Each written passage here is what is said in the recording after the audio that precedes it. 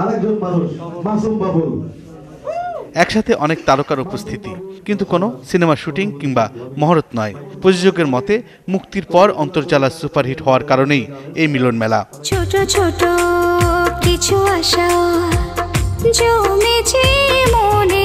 প্রয়াত চিত্রনায়ক মান্নার এক ভক্তের জীবন কাহিনী নিয়ে পরিচালক মালেক আফসারী নির্মাণ করেন অন্তর্জালা। সিনেমার নায়ক জায়েদ খান চ্যালেঞ্জ ছুড়ে দিয়েছিলেন, অন্তর্জালা ব্লকবাস্টার না হলে আর কখনোই সিনেমা করবেন না। শেষ রক্ষা হয়ে গেল।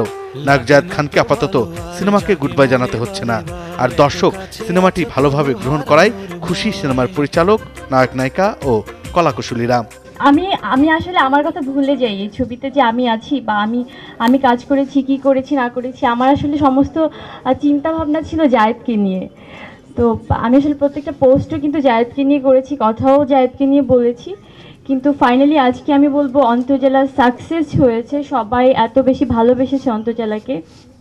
আমি বিশ্বাস করতে আসলে বাধ্য হয়েছি, কারণ আমি নিজের চোখে অনেকগুলো হল ঘুরে ঘুরে দেখেছি মানুষের এই রিয়াকশনগুলো।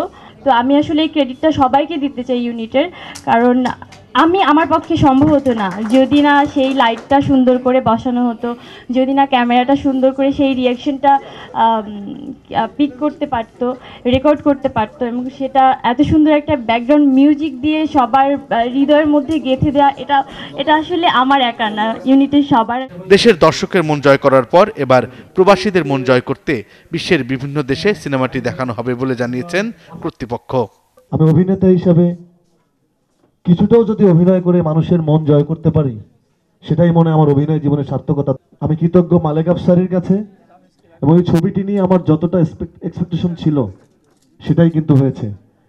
আপনাদের কাছে আরও একটি জানাতে চাই, এই ছবিটি ফেব্রুয়ারির 15 তারিখে রিলিজ হচ্ছে নিউ ইয়র্কের, আমেরিকার 6টি স্টেটে, মালয়েশিয়া রিলিজ হচ্ছে অন্তর্জালা, এবং অন্তর্জালা ঢাকায় চলছে এখন। এই ছবিটি যত মানুষ দেখেছে কেউ হল থেকে শেষ না করে বের হয়নি। ভুলে গেছি